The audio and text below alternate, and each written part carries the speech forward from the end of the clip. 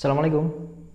Halo, selamat berjumpa lagi dengan aku Rivi, dan kalau kalian nonton video ini berarti besok kita kemungkinan udah lebaran. Jadi kali ini aku mau cerita tentang sesuatu yang hilang dan itu membuat lebaran beberapa tahun terakhir ini bagi aku udah nggak seperti lebaran-lebaran yang dulu. Selamat datang di cerita 30-an.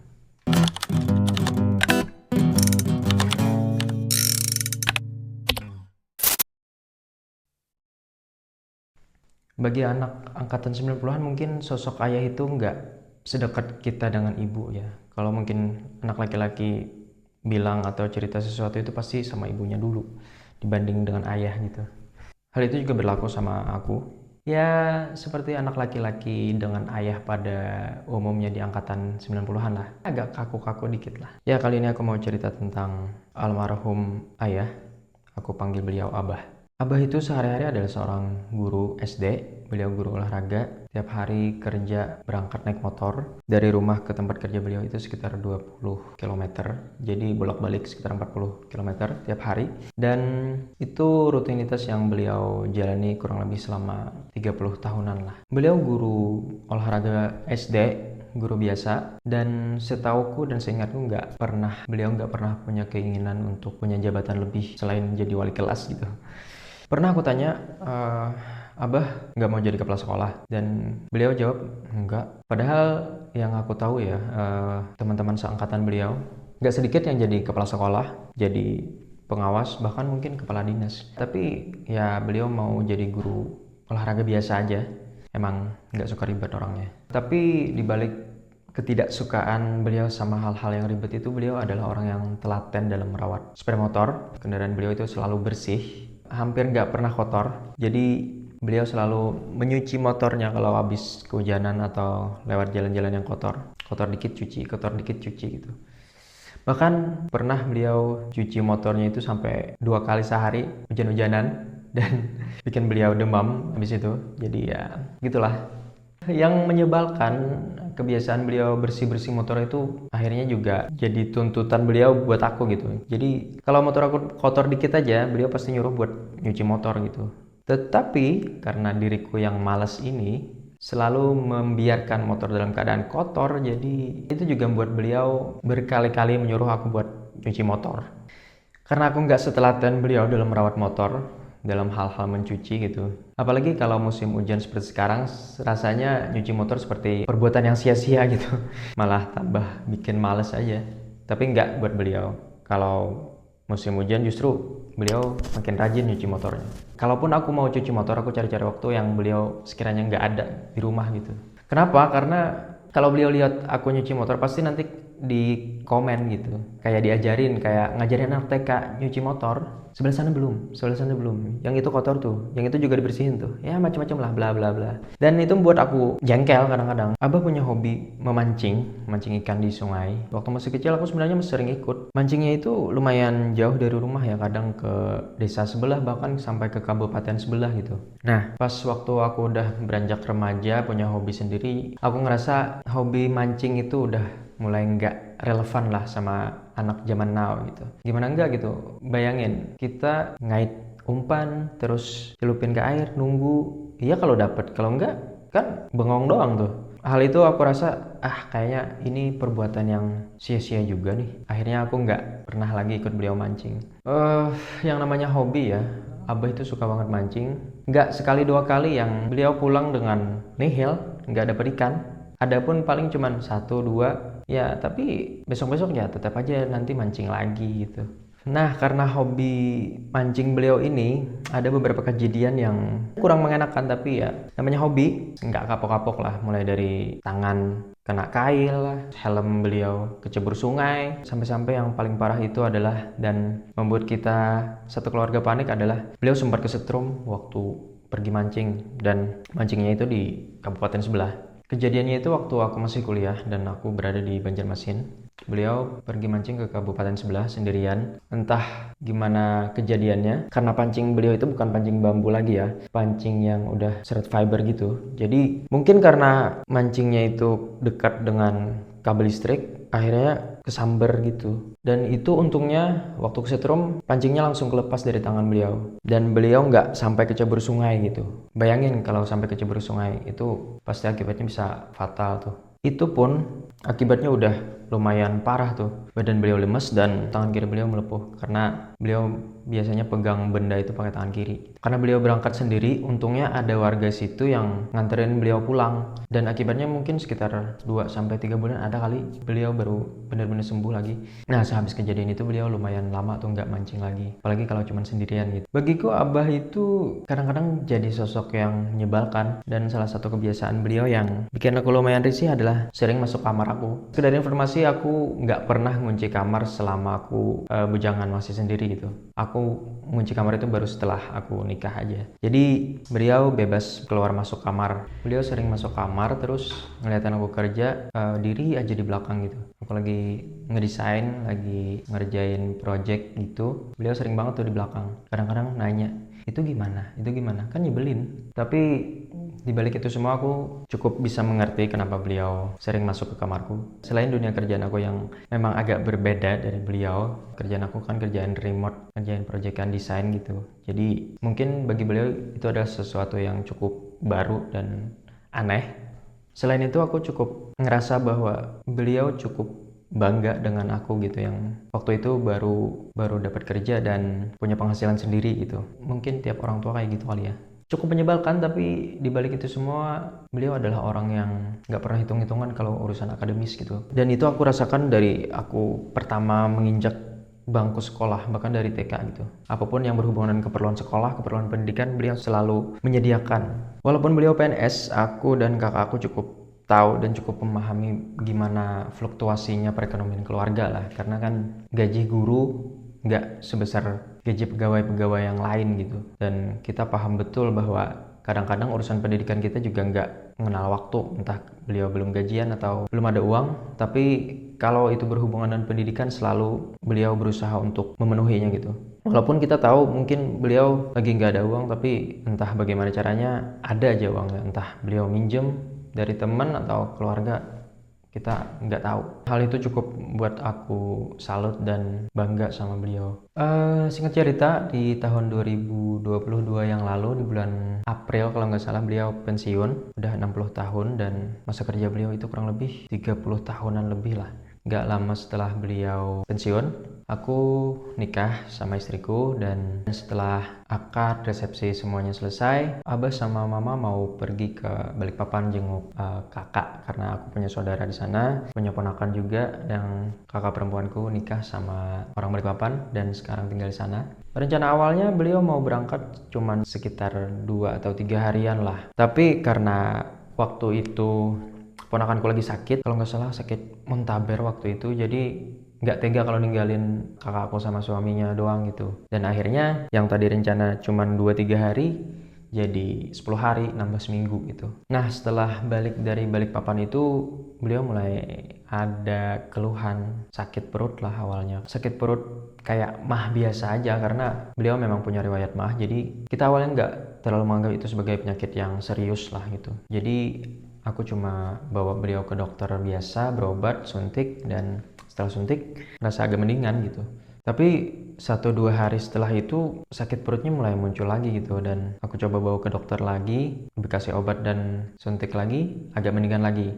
Tapi kayaknya sakitnya kali ini agak bandel nih, jadi setelah itu beliau mengeluhkan sakit perut lagi. Jadi kita putuskan untuk bawa beliau ke rumah sakit setelah ketemu dokter dan disarankan buat opname ternyata. Setelah dicek ronsen, USG, jantung segala macam, ternyata ditemukan bercak di bagian hati dekat empedu kayak gitu. Dan dugaan awalnya adalah beliau kena batu empedu. Dan setelah kita ngobrol-ngobrol dan diskusi panjang sama dokter, akhirnya dokter nyarankan untuk operasi, karena satu-satunya cara buat menghilangkan itu adalah dengan jalan operasi gitu. Singkat cerita kita setuju karena hanya itu pilihannya, jadi kita putuskan untuk ya Abah harus dioperasi. Sehari atau 2 hari berselang setelah itu, singkat cerita kita jemput perawat sekitar jam 6 pagi sehabis subuh gitu buat menuju ruang operasi. Aku sama Mama nunggu beliau di ruang tunggu. Operasi mulai berjalan sekitar 20 atau 30 menitan. kebetulan salah satu dokter itu panggil, dan akhirnya mamaku ngobrol bicara sama dokter.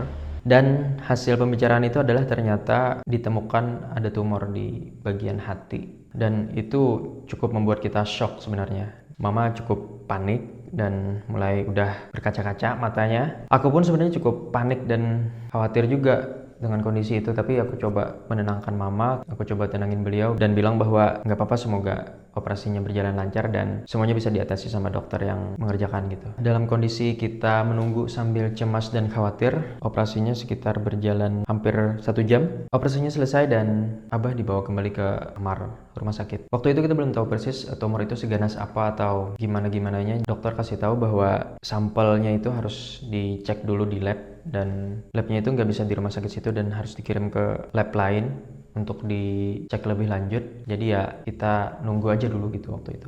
Sementara sampel penyakitnya dicek, kita fokus sama penyembuhan operasi Abah. Kita fokus buat minumin obat dan jagain beliau kalau mau pipis atau buang air besar, dan itu berlangsung sekitar 7 atau 8 hari lah. Jadi total mungkin aku agak lupa, mungkin 8 atau 10 hari beliau di rumah sakit habis operasi itu, dan akhirnya kita diperbolehkan untuk pulang ke rumah gitu.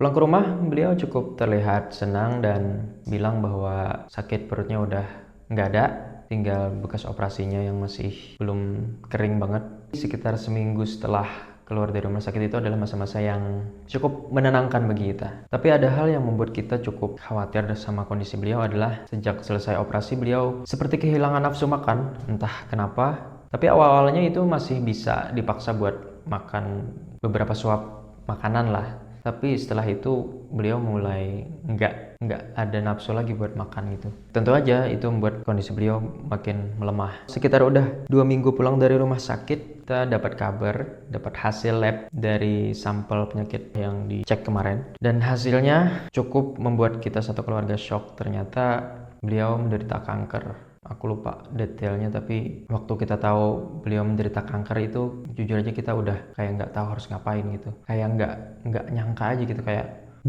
dan beliau pun kita kasih tahu hal itu, dan mungkin itu juga yang membuat beliau kondisinya jadi memburuk. Setelah kita coba konsultasi ke dokter menyarankan untuk diterapi dengan kemoterapi. Dan dokter juga kasih tahu bahwa jenis kemoterapi yang harus Abah jalani itu lumayan langka, khususnya di Kalsel. Dokternya kasih tahu kalau nggak salah cuman ada 2 rumah sakit yang bisa kemoterapi jenis itu, aku juga nggak ngerti.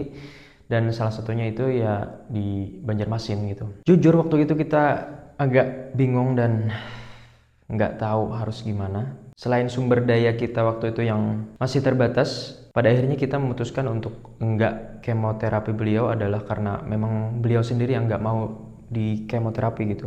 Dari sejak itu kita sebenarnya udah mencoba menyiapkan diri untuk hal terburuk gitu.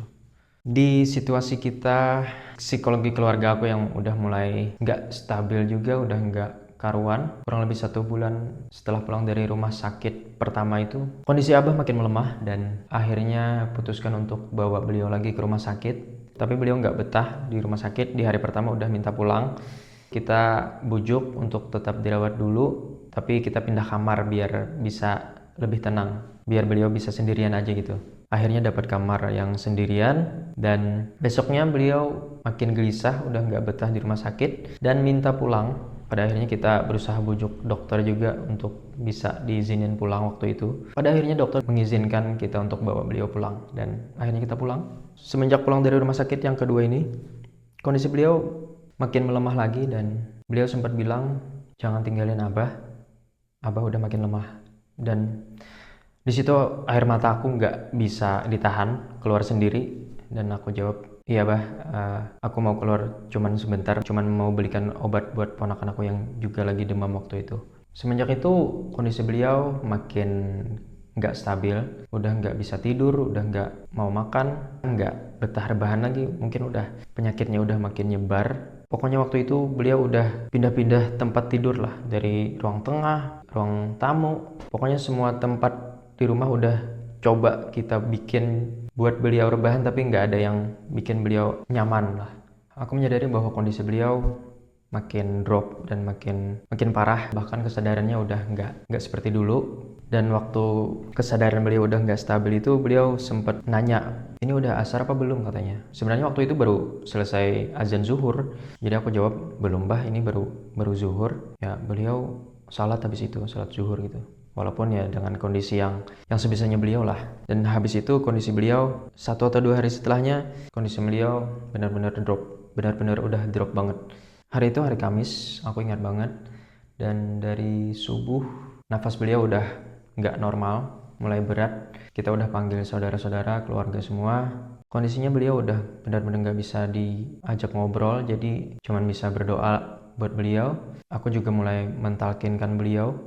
Sampai di waktu azan asar, nafas beliau mulai melemah gitu, dan denyut nadinya mulai turun. Tepat nggak berapa lama setelah azan asar selesai di masjid, beliau menghembuskan nafas terakhir. Dan di situ aku nggak bisa menahan air mata untuk keluar sendiri dan mencoba mengikhlaskan beliau, menyadarkan diri aku juga bahwa beliau udah nggak ada. Aku cerita ini bukan bermaksud untuk bersedih-sedihan di malam lebaran, tapi cuman mau berbagi bahwa lebaran nggak akan pernah terasa sama lagi kalau orang tua kita udah nggak ada. Karena ini momennya lebaran, jadi aku keinget aja sama beliau gitu. Dan seberapapun aku coba menikmati momen lebaran, ya nggak akan sama seperti dulu lagi gitu. Waktu beliau masih ada, waktu semuanya masih lengkap lah. Yang sedikit aku sesalkan sebenarnya adalah ternyata aku nggak punya banyak foto, bahkan aku jarang banget fotoin beliau sewaktu beliau masih sehat. Cuman ada beberapa foto kita waktu lebaran tahun-tahun sebelumnya aja. Aku sadar waktu beliau udah kondisinya nggak fit lagi gitu. Waktu itu aku mau motoin beliau tapi udah nggak tega, dan cuman bisa fotoin tangan beliau yang udah diinfus waktu di rumah sakit. Kayaknya itu doang deh. Jadi buat teman-teman yang masih punya orang tua, masih lengkap, masih sehat, banyakin foto deh sama beliau. Karena kita nggak pernah tahu gitu kapan orang tua kita pergi, atau bahkan mungkin kita yang duluan, kita nggak tahu. Oke, balik lagi ke Abah ya. Secara nggak sadar ternyata aku banyak dipengaruhi oleh karakter beliau gitu. Keras kepalanya, nggak suka ribetnya. Sekarang banyak orang-orang terdekat aku yang bilang bahwa aku mirip beliau ternyata. Setelah jadi seorang orang tua, jadi seorang bapak juga, aku menyadari bahwa ternyata aku dan Abah itu sama aja.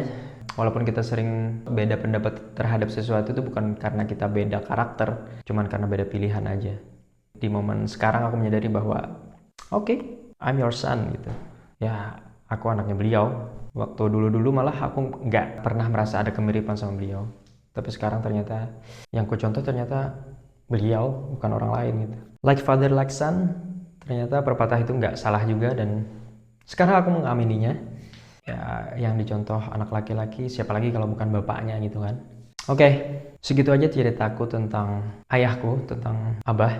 Mungkin kalau diceritain lagi ada beberapa momen yang lumayan berkesan buat aku, tapi kayaknya udah kepanjangan.